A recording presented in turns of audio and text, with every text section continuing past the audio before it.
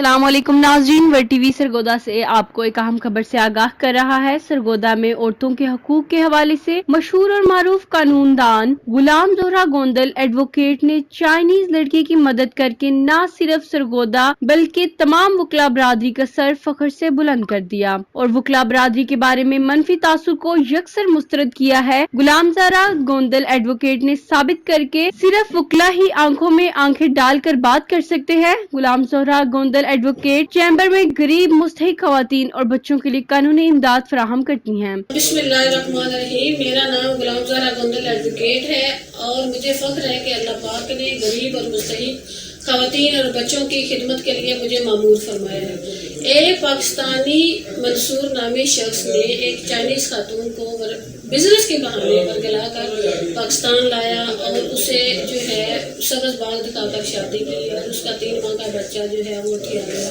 और उसे की रकम और सफरी कागजात जो है वो भी हड़प कर लिए, अपने कब्जे में ले लिए और उसे मकामी पुलिस के साथ मिली भगत से फॉरेन एक्ट के तहत उसे 5 साल के लिए जेल भिजवा दिया।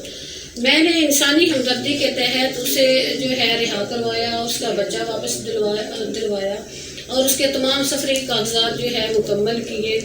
अब जो है उसका खामद और उसके अजीज़ व कारब की तरफ से मुझे कत्ल की धमकियाँ दी जा रही हैं।